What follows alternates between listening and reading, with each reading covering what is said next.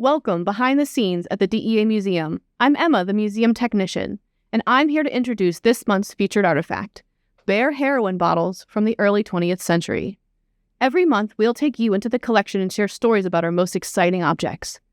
The Bear Company was formed in 1863 when Friedrich Bear and Johann Westcott formed a partnership to create and sell pigments.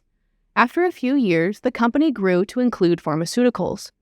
Heinrich Dresser, head of the pharmaceutical division of Bayer, and chemist Felix Hoffmann synthesized an opioid compound into what would be called heroin. In 1898, Hoffmann came up with a way to convert morphine to heroin on a commercial basis. Hoffmann also created aspirin, a groundbreaking medication that is still widely used today. While heroin was originally synthesized in 1874 by C.R. Wright, an English chemist who hoped to improve the properties of morphine by altering its molecular structure, this discovery was forgotten for over 20 years. Bayer packaged and sold heroin in bottles like these. Its amber glass and colorful label presented it as safe and effective.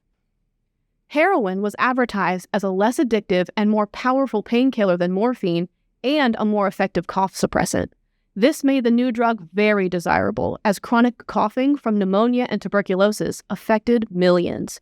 Heroin was also seen as an alternative for those suffering from morphine addiction. Some philanthropic organizations even started campaigns to send heroin samples to them. Heroin was massively successful worldwide, but soon doctors and pharmacists started to notice that patients required larger and larger doses and were becoming increasingly dependent on the drug.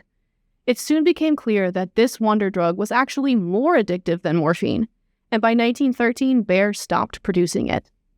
While heroin today has a reputation of being a widely misused street drug, it was originally produced with good intentions.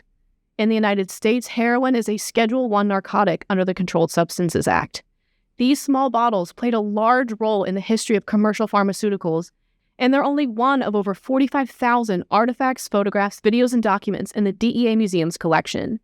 Each illuminates the important moments in the history of DEA, federal drug law enforcement, and drug use in American culture.